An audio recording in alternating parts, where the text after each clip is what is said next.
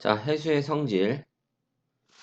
자, 자세한 사항은 학교 선생님하고 수업하면서 자세한 사항에 대해서는 공부를 하시고, 일단 이번 수업은 꼭 시험에 나올 만한 것들만 찝어서 그렇게 진행하는 거로 하겠습니다.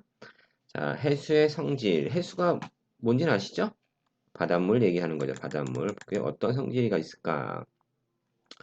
자, 여기 보면 일단 그 염분 변화 요인, 요 핵심 집기라는 게 있는데 어느 책에나 요 핵심 집기라는 게 이런 식의 들어있는 게 꼭 있습니다. 이 단원에서 꼭 가르쳐야 할 부분이기 때문에 여기에 있는 것들을 여러분들이 기억을 해주시면 여기 있는 것들이 시험에 나오는 거에 해당한다라고 생각하시면 됩니다.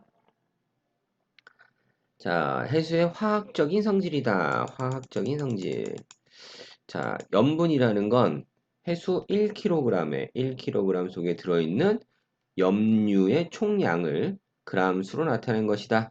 염류라는 건 여기 있는 뭐 염화나트륨, 염화마그네슘, 황산마그네슘, 황산칼슘 뭐 이런 여러 가지들을 염류라고 합니다. 염류. 우리가 흔히 바닷물에 소금이 녹아 있다라고 하는데 소금이 녹아 있는 정도는 약 77.7% 정도가 소금이고 나머지 22.3% 정도는 다른 게 녹아 있겠죠.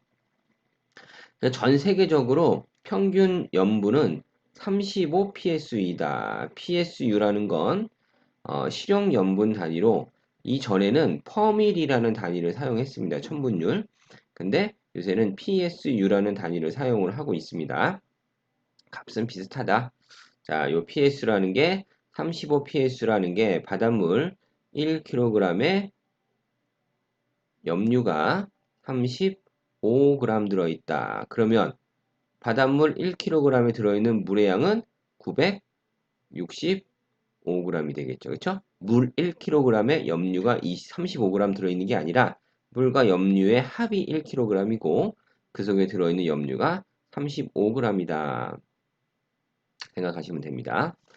자, 염분비 일정의 법칙이다. 염분비 일정의 법칙. 자, 일정하다는 게 무슨 뜻인지 알죠? 그 다음에 비율이라는 겁니다. 비율, 차지하고 있는 비율. 자, 염분이 차지하고 있는 비율은 일정하다라는 법칙. 자, 요 말뜻에서부터 알 수가 있겠죠? 장소나 계절에 따라 달라집니다. 염분은. 그렇지만 염류 사이의 비율은 항상 일정하다. 그래서 한 가지 염류의 양을 알면 다른 염류의 양이나 염분을 알 수가 있다. 즉, 다시 얘기하면 NaCl, 염화나트륨이 차지하고 있는 비율은 77.74%입니다. 이게 35psu나 40psu, 즉 1kg에 35g의 염류가 들어있고 얘는 40g의 염류가 들어있습니다.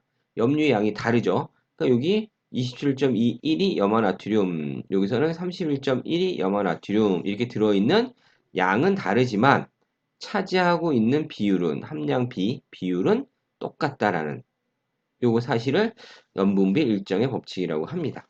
자, 이게 문제가 좀 어렵게 나오면은 77.7%를 구하게끔 해서 여기서 이제 요걸 이용해서 구하게끔 하고 여기에 들어있는 NaCl 염류 중에 NaCl의 양을 구하여라.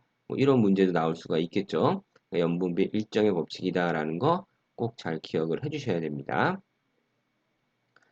자, 그 다음에 표층 염분을 변화시키는 요인. 자, 우리가 이 염분이라는 걸 쉽게 생각을 하시려면 어떻게 생각하면 되냐?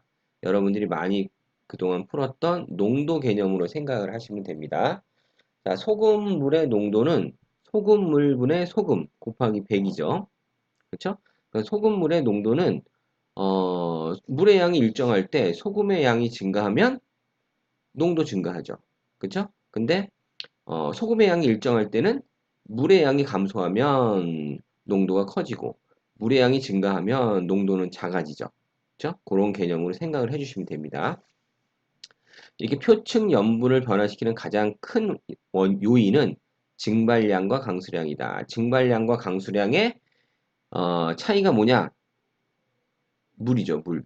물이 없어지느냐, 아니면 물이 더 생기느냐, 이 차이가 되는 겁니다. 그래서 증발량이 많으면 물이 없어지는 거죠. 그쵸? 전부가 없어지는 거 아니지만 일부가 없어지겠죠. 증발량이 많을수록 물의 양이 줄어드니까 염분은 높아진다. 그렇죠? 자, 농도로 얘기하면 소금물분의 소금입니다. 여기 들어있는 물의 양이 감소하면 이 전체 양은 증가하겠죠. 그쵸? 그거랑 같은 원리로 생각을 해주시면 됩니다. 그래서 염분을 변화시키는 요인은 염분이 증가했냐, 낮아졌냐는 물이 없어졌냐, 생겼냐, 요거로 기억을 해주시면 찾으면 보다 쉽게 찾을 수가 있습니다. 자, 그 다음에 강물의 유입. 강물은 물이죠, 물. 유입이라는 건 들어온다는 겁니다. 그쵸? 강물이 들어오니까 물이 어떻게 됐습니까? 많아졌죠. 물이 많아졌으니까 염분은 낮아졌습니다. 그 다음에 해수의 결빙과 해빙. 결빙이라는 거는 언다는 거고요. 해빙이라는 거는 녹는다라는 겁니다. 요 말 때 잘 기억해 주세요. 자, 결빙은 물이 얼으니까 물이 감소하겠죠. 그쵸? 물이 감소하니까 염분은 높아지고, 빙하가 녹으면 이건 해빙이죠. 해빙이 되면 물의 양이 많아지겠죠. 그러니까 염분은 낮아진다. 자, 요거 꼭 기억을 해 주셔야 됩니다. 자, 다시 한번 이거 꼭 기억을 해 주셔야 되는데, 여기에서 전체적으로 쉽게 기억하는 방법이 물의 양으로 기억을 해주시면 됩니다. 물의 양. 물이 많아졌다. 그러면 염분이 낮아지는 거고요. 반대로 물의 양이 줄어들었다. 그러면 염분은 높아졌다라고 보시면 되겠습니다. 이게 아니라 다른 데 가서 뭐 문제가 툭 나왔을 때 이 지역의 염분이 어떻게 되겠느냐라고 물어보면 전부 다 이렇게 물의 양하고 관계 지어서 설명해 주시면 이해하면 풀어주면 쉽게 풀 수가 있습니다. 왜 그러냐? 물속에 해수 속에 들어있는 염류의 양은 거의 변하지가 않습니다. 그쵸? 그러니까 소금물분의 소금에서 소금의 양이 변화가 없는 상태에서 물의 양이 왔다 갔다 하면서 변하는 거죠. 그러니까 물의 양으로 해석을 해주시면 염분 변화를 쉽게 해석할 수가 있습니다. 자, 그 다음에 동그라미 4번 표층 염분의 분포다. 자, 표층 염분의 위도별 분포가 되겠습니다. 적도와 위도 60도. 적도와 위도 60도는 저압대입니다. 저압대. 저압대라는 거는 상승 기류가 강하게 나타나는 부분이죠. 그래서 구름이 많아지니까 비가 내리죠. 비가 많아지니까 즉 강수량이 증발량보다 많기 때문에 표층 염분이 낮습니다. 자, 위도 30도 부분. 자, 꼭 기억해 주셔야 됩니다. 위도 30도는 고압대에 위치하고 있다. 고압대라는 건 하강 기류가 강하게 나타나면 고압대가 되겠죠. 그래서 증발량이 강수량보다 많아서 표충염분이 높습니다. 표충염분이. 극지방은 기온이 낮아서 증발량이 적고 빙하의 융해로 표층염분이 낮지만 증발량이 적다. 빙하의 융해다. 그럼 전부 다 물이 많아지는 경우죠. 그쵸? 그러니까 표층염분이 낮습니다. 근데 결빙이 일어나는 곳은 비교적 표층염분이 높을 수도 있다라는 거. 그쵸? 조건에 따라 다릅니다. 대륙의 연안. 연안이라는 건 대륙과 맞닿아 있는 부분을 얘기하는 겁니다. 자, 육지로부터 담수가, 강물 같은 걸 우리가 담수라고 합니다. 담수가 유입되기 때문에 물이 많아지는 거죠. 그러면 대양의 중심부보다 표층 염분이 낮다. 물이 많아지니까 당연히 염분이 낮아진다. 당연한 이유가 되겠죠. 자, 탐구자를 보면 전 세계 해수의 표층 염분 분포다. 자, 지금 여기 뭐 그래프부터 보시면 증발량이 많은 부분, 중위도 해역이 되겠죠. 중위도 해역. 자, 중위도 해역을 보면은 염분이 고위도나 저위도보다는 염분이 높게 나타나죠. 그렇죠? 자, 이런 걸 보실 수가 있고, 그 다음에 또 연안부, 이렇게 대륙의 연안부 여기는 중심부보다 표층 염분이 더 낮죠. 그렇죠? 이런 것까지도 확인이 가능합니다. 그 이유가 30도 부근이 대체적으로 염분이 낮은 이유는 위도 30도 부근 해역보다 낮은 이유는 적도 해역이 또는 고위도 지역이 중위도 지역보다 염분이 낮은 이유는 강수량이 증발량보다 많기 때문이고 30도 부근은 증발량이 강수량보다 많기 때문이다. 표층 염분은 대륙의 중심부가 주변부보다 대체로 높다. 강물의 유입량이 많기 때문이다. 자, 요 이유들 잘 기억을 해주셔야 됩니다. 자, 103페이지. 자, 해수의 용존 기체다. 용존 기체. 용존, 녹아 있다라는 겁니다. 해수에 용해되어 있는, 녹아 있는 기체입니다. 자, 참고적으로 여러분들이 중학교 때 배웠는데 아직도 기억하는지는 모르겠지만 기체의 용해도는 대체적으로 온도와 반비례합니다.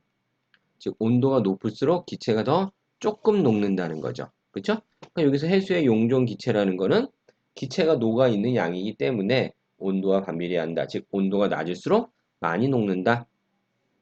라고 생각하시면 됩니다. 자, 용존산소는 해양 생물의 생명 활동에 반드시 필요하며 해수 표면에 녹아 들어오거나 해양 생물의 광합성을 통해서 공급이 된다. 용존 이산화탄소는 해수 중에 중탄산염 이온이나 탄산염 이온의 형태로 존재를 하고 대체로 대기 중 이산화탄소 양을 조절하는데 해수가 중요한 역할을 합니다. 중요한 역할을 한다. 이산화탄소 양을 조절한다. 녹아 들어가기도 하고 그 다음에 녹아있던 게 다시 기체로 가기도 하고 자, 기체의 용해도는 수온이 낮을수록 염분이 낮을수록 수압이 높을수록 증가한다.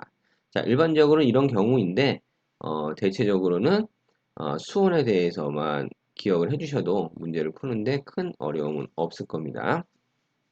자, 기피에 따른 용존 산소량과 용존 이산화탄소량 분포다. 자, 이 지금 용존 산소량과 용존 이산화탄소의 양 그래프를 딱 보면 거의 반대로 나타나고 있죠. 반대로. 그렇죠? 그러니까 각각의 깊이에 따른 이 양의 변화가 왜 이렇게 나타나는지에 대해서 꼭 기억을 해 주셔야 됩니다. 자, 일단 용존 산소량은 표층에서 보면 용존 산소량은 표층이 많다. 자, 표층이 제일 높게 나타나는 거. 이 그래프 두 개를 섞어서 어떤 게 산소고 어떤 게 이산화탄소인지 물어봅니다. 그러면 표층에서 제일 높게 나타나는 게 산소고 표층에서 제일 적게 나타나는 게 이산화탄소다로 구분을 해주시면 됩니다. 근데 양을 보면 표층에선 산소의 양이 많고 이산화탄소의 양이 적다라는 건 표층에서 산소와 심해층의 산소, 표층에서 이산화탄소와 심해층에서 이산화탄소를 비교한 겁니다. 산소와 이산화탄소를 비교한 건 아니다. 왜? 여기는 산소가 6이고 여기는 이산화탄소가 44입니다. 그러니까 제일 적어도 양이 산소보다 훨씬 많죠. 자, 표층 수심 100m 이내까지는 왜 산소의 양이 많은가? 식물성 플랑크톤의 광합성과 대기로부터 산소가 공급되기 때문에 자, 수심 100에서 1000까지는 용존 산소량이 급격하게 감소하는데 그 이유는 호흡으로 산소를 소비하기 때문이다. 자, 심층 수심 1000m 이상에서는 수심이 깊어질수록 용존 산소량이 점차 증가한다.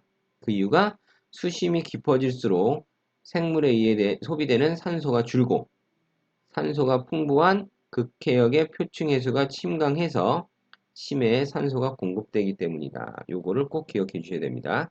산소가 풍부한 극해역의 표층 해수가 침강해서 심해에 산소를 공급해 주기 때문에 여기서 이렇게 아래로 내릴수록 조금씩 용존 산소량이 증가한다라는 거 이렇게 꼭 기억을 해 주셔야 됩니다.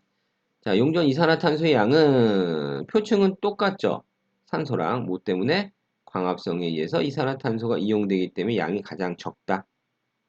자, 그 다음에 그 밑으로는 수심이 깊어질수록 용존 이산화탄소량이 증가하는 이유가 수심이 깊어질수록 광합성 양이 줄어들고 수온이 낮아지고 수압이 커져서 용해도가 증가하기 때문이다.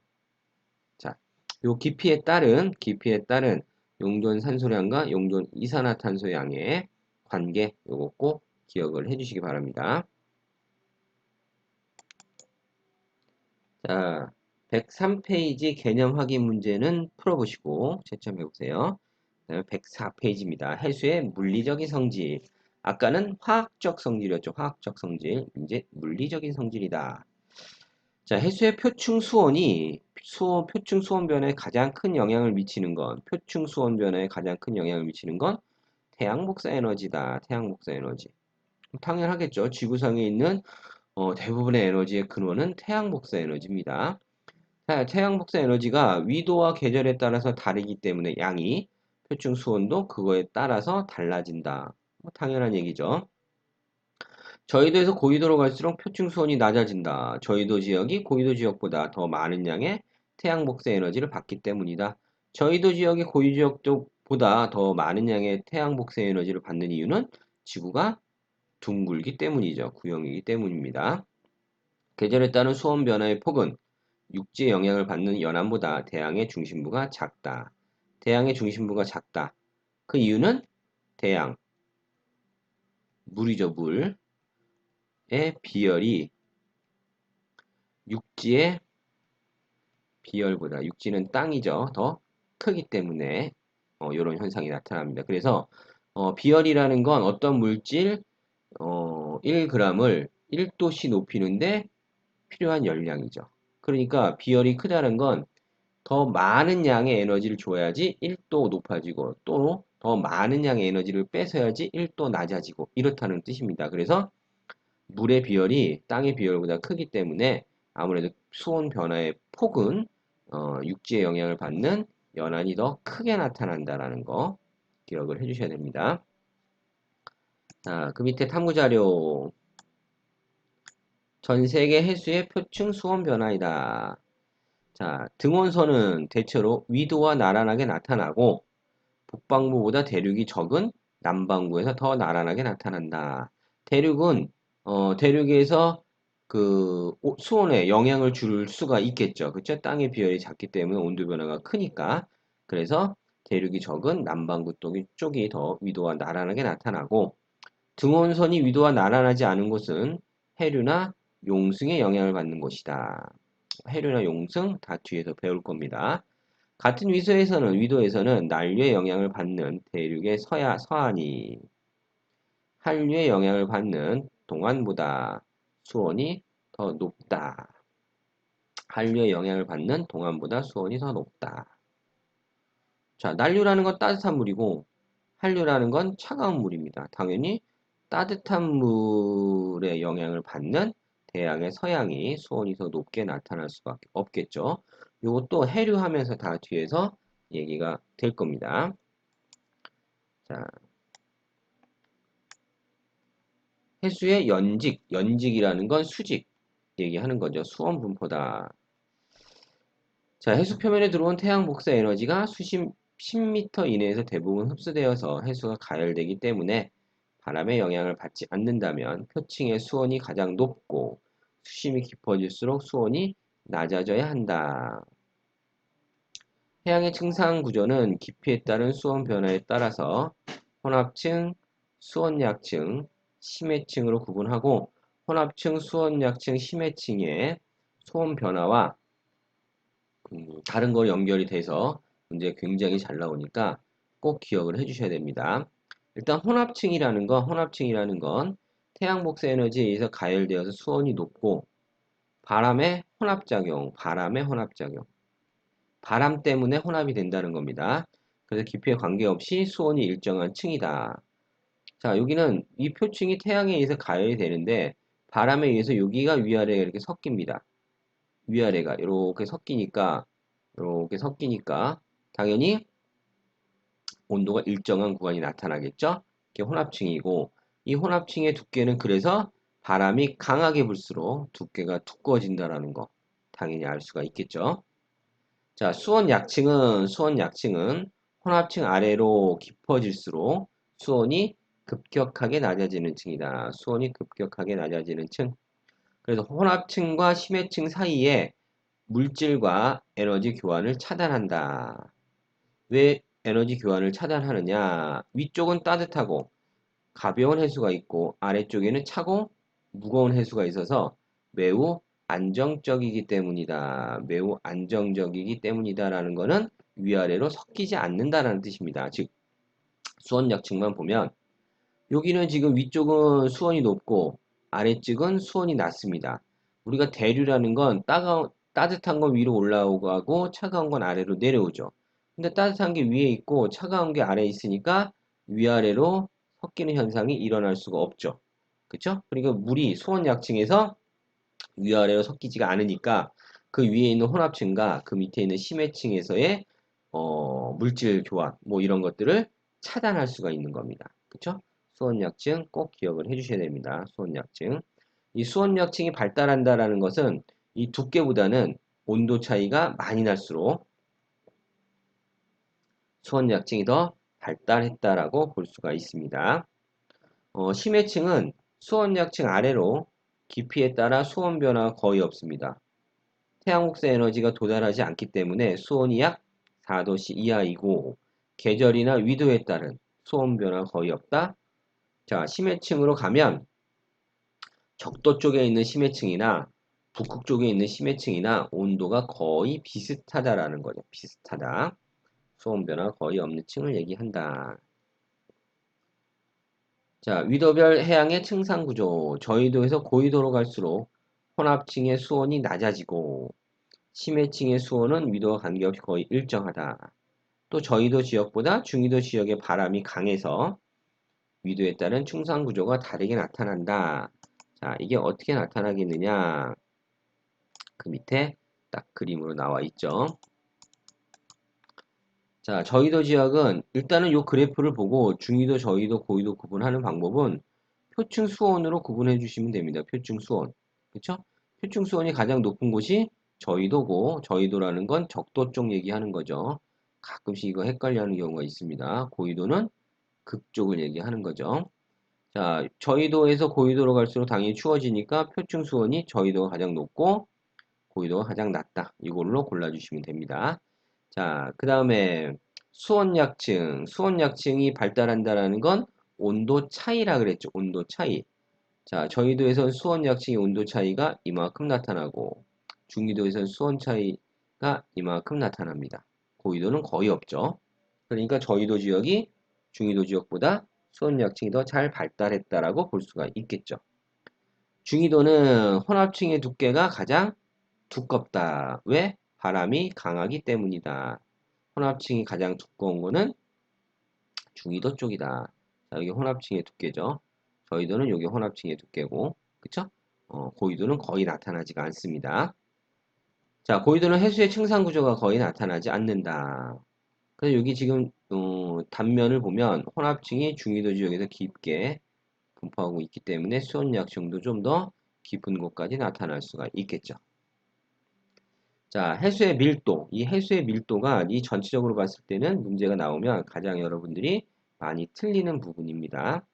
자, 해수의 밀도에 영향을 주는 요인은 수온이 낮을수록 염분이 높을수록 수압이 클수록 밀도가 증가한다. 수온이 낮을수록 염분이 높을수록 수압이 클수록 밀도는 증가한다.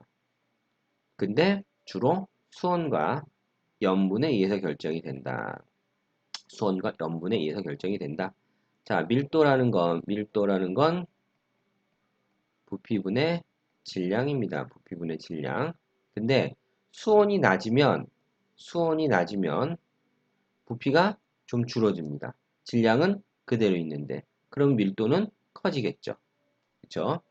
자, 그다음에 염분이 높으면 부피는 거의 일정한데 질량이 커집니다. 그럼 밀도는 질량이 커지니까 밀도는 커지겠죠. 그렇죠? 염분이 높으면. 그래서 수온이 낮을수록 염분이 높을수록 밀도는 커진다라는 거 기억을 해주셔야 되겠습니다. 자, 105페이지 해수의 밀도 분포다. 자, 밀도 분포는 대체로 수온과 반대로 나타난다. 수온 분포와 반대로. 아까 수온이 낮으면 밀도가 높았었죠. 자, 여기서 이 그래프들을 그냥 주고 이 수온 밀도를 당연히 문제에서는 안 주겠죠. 그쵸? 여러분 보고 수온 밀도를 찾으라고 나옵니다. 자, 그러면 일단 수온을 먼저 찾아주세요. 수온을 어떻게 찾느냐? 자, 수온을 보면 수온이 표층이 가장 높죠. 여기가 표층인데 여기서 큰 게 수온이 되는 거죠. 이게 수온이 되고 그럼 반대로 나와 있는 게 밀도입니다. 마찬가지로 위도에 따른 표층해수의 밀도 분포도 위도가 적도, 저위도 쪽이 수온이 높죠. 그쵸? 그럼 밀도는 반대로 나타나니까 이게 수온이고 이게 밀도다. 이렇게 찾아줄 수가 있습니다. 자, 이거 수온과 밀도 찾는 거 거의 뭐 100% 나오는 거니까 꼭 가질 수가 있어야 됩니다. 자, 수심이 깊어질수록 밀도가 증가한다. 수심이 깊어질수록 밀도가 증가한다. 왜? 수온에 반비례하기 때문이다. 수온 약층에서 밀도가 급격하게 증가한다. 수온 약층에서는 수온이 급격하게 변하기 때문에 밀도도 당연히 급격하게 변할 수밖에 없겠죠. 그렇죠?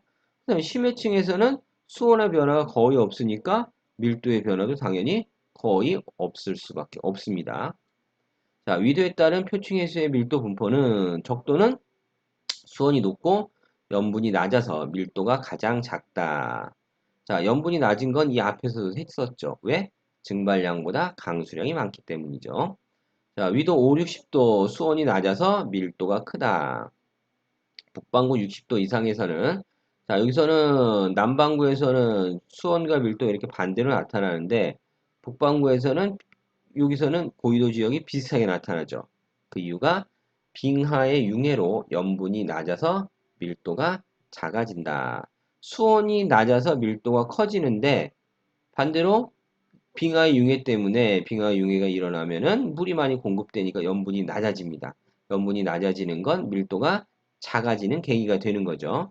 이런 현상들 때문이다라는 거 기억을 해주시기 바랍니다. 자, 그 밑에 수온 염분도다. 자, 요 그래프 굉장히 시험에 잘 나옵니다. 꼭 나온다고 보셔도 돼요. 요 그래프는 시험에서 나오면 정보를 주는 겁니다. 그래프를 보는 방법만 기억을 해주시면 돼요. 해수의 수온을 세로축, 염분을 가로축으로 하고 수온, 염분, 밀도를 함께 나타낸 그래프이다. 같은 등밀도선, 등이라는 걸 같을 등자고 밀도가 같은 곳을 연결한 선이다라는 뜻이죠. 지금 여기 보면은 여기가 1.025인데 여기에 있는 어느 점이든 전부 다 밀도는 1.025입니다. 요 점하고 요 점은 수온과 염분이 다르죠. 그래도 밀도는 1.025로 똑같다는 얘기입니다. 이게 등밀도선이에요. 그러니까 요거 보는 법만 익혀주시면 됩니다. 예를 들면 수온이 15도고 염분이 요 정도에 해당하는 물이 있습니다. 이게 수온이 낮아졌어요. 그쵸? 염분의 변화가 없는데. 그럼 얘는 여기서 이쪽으로 갔으니까 요 염분을 보면은 아래로 내려갈수록, 밀도를 보면 아래로 내려갈수록 밀도가 커지죠. 그러니까 얘는 수온이 낮아지면 밀도가 커지는 경우에 해당하겠죠. 반대로, 여기 있는 놈이 수온은 그대로인데 염분만 변화를 줍니다. 염분이 오른쪽으로 가면 커지니까 염분이 커지면 밀도가 여기는 지금 요 밀도 사이에 있는 거고, 요 점은 요 밀도와 요 밀도 사이에 있는 거죠. 아래로 내려갈수록 밀도가 커지니까 요 파란 점이 더 밀도가 큰 게 되겠죠. 그쵸? 자, 이렇게 어떤 보기 조건을 주면 여러분들이 그 위치를 찾아서 찝어주고, 그래서 문제 보기에 나온 거가 맞냐, 틀리냐, 요거만 찾아주시면 됩니다. 자, 요 밀도, 등밀도선을 외우는 게 아니라 보는 방법만 기억해 주시면 됩니다. 자, 그 밑에 탐구 자료, 우리나라 주변의 해역의 표층 염분과 표층 수온 분포다. 자, 2월과 8월의 염분 분포. 8월이 2월보다 강수량이 많아서 염분이 낮고, 황해가 동해보다 강물의 유입량이 많아서 염분이 낮다. 요거 꼭 암기를 해주시기 바랍니다. 이거는 뭐 암기라기보다는 그냥 상식이죠, 상식. 우리나라는 8월이 2월보다 강수량이 많다는 거 당연히 알고 있고, 그 다음에 황해가 동해보다 강물의 유입량이 많습니다. 왜? 우리나라는 전부 다 동쪽이 서쪽보다 높기 때문에 강물이 흐를 때 대부분 서해안으로 흘러갑니다. 그러니까 당연히 황해 쪽으로 강물이 많이 들어가죠. 중국 쪽에서도 황해 쪽으로 강물이 흘러나옵니다. 그다음 황해가 동해보다 염분이 낮습니다. 이거는 이 지도 요 표를 줍니다. 주고 나서 물어보죠. 어디가 높냐? 어디가 낮냐? 그 이유는 뭐냐?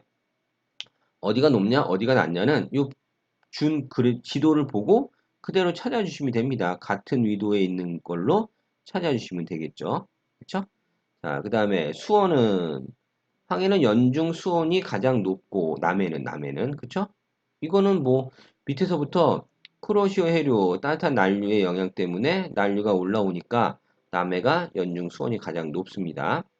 그리고 황해는 수온의 연교차가 가장 크다. 그 이유는 이렇게 대륙으로 둘러싸여 있죠. 대륙의 연안이 가까이 있기 때문에 황해의 수온의 연교차가 크고 동해는 남북 간의 수온차가 크다. 동해가 남북 간의 수온차가 큰 이유는 동해 위쪽에서는 한류가 내려오고요. 남쪽에서는 난류가 올라가죠. 난류. 그쵸? 그 난류, 따뜻한 물, 한류, 차가운 물. 그래서 남쪽과 북쪽에 수온차가 크게 나타날 수밖에 없겠죠. 그쵸? 자, 여기는 여러 가지 그 현상들에 대한 이유들이 굉장히 많이 있습니다. 그 이유들에 대해서들 잘들 기억을 해주시고, 자, 개념 확인 문제 풀고 채점하고 답 맞춰 보십시오.